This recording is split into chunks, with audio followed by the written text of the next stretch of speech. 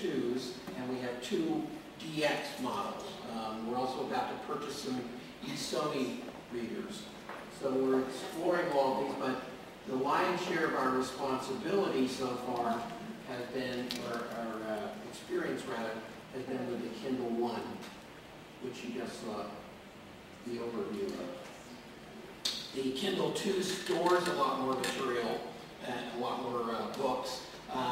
One aspect there they didn't mention too much about is that you can download audiobooks to this too. It works with audible.com. But the newest features on the Kindle 2 is it has a reading capacity, so it reads back to you.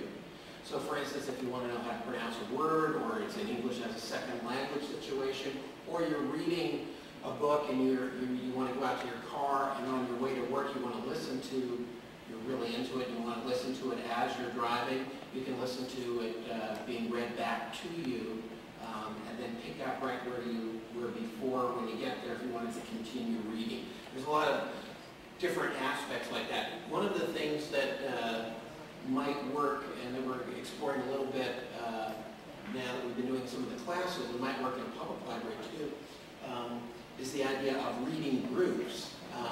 They didn't really mention it here, but for every purchase of a title that you get 6 copies of it. It's downloadable to 6 individual readers.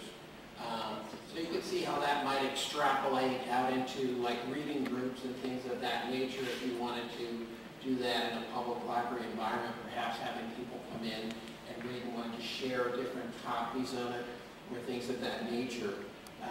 I'd really be interested, to hear from you guys too in terms of any ideas that you have about that. This is our LibGuide page and what it looks like, essentially.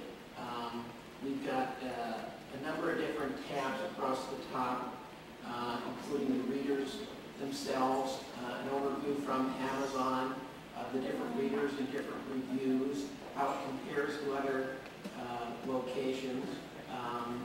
We've got the several videos, just like I was just showing you there, that are on here, streaming videos to give people an overview of it and comparison.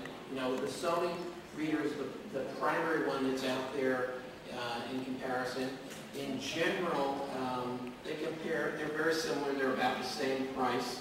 The general discussion between the two is that the Kindle is easier to use in regards to downloading it directly to the Kindle.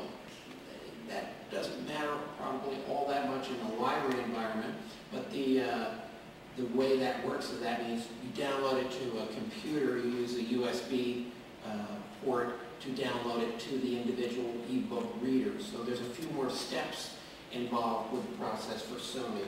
Otherwise, they're fairly similar, but I think Kindle has done a much better job of publicizing the ebook reader market. I'm sure you've seen the ads everywhere. There was a time there where you couldn't pick up New York Times book review on Sunday there, where they didn't have the ad in there plugging it. Of course, it was on the cover of Newsweek, and it's been a number of different locations.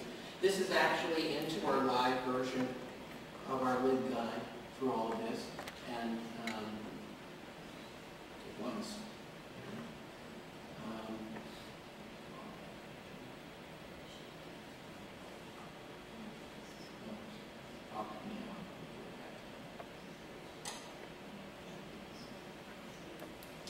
And again, it's fairly self-explanatory. We've created a couple of different blogs that are listed here, and we're taking input from different students and other populations. We've got a couple of slides on that that I'll get to in just a minute. Today's presentation is here on our LibGuide blog too. You can gain access to all of this right on our homepage. We have a suggestion box here that you can go in to give us suggestions, and we also have, I mentioned, a blog that's created. There's other ones that are out there nationally that we have links to from here too. Let's close this out.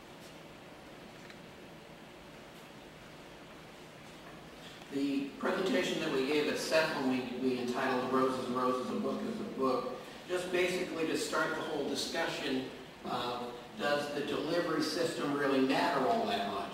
Now, of course, most of us, up until now, if you've tried out readers in the past, or you tried reading online or on a laptop, you probably came to that conclusion, I don't know, this really isn't for me. I don't like reading my books this way. But what they've tried to do with Kindle and the newest ebook readers is to make the experience closer and closer to a book. And I think you would agree this is the closest so far if you were using it.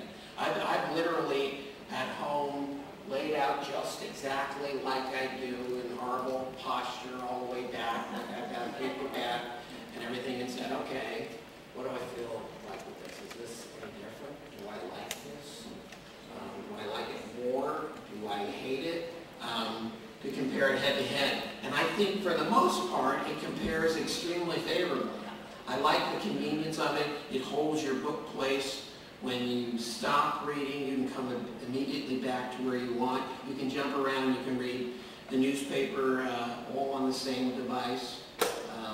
Most people that handle it, one of the first things they say is, where do I get one of these? We noticed when we were first doing this, if you took it out to a restaurant, waitresses and everybody starts coming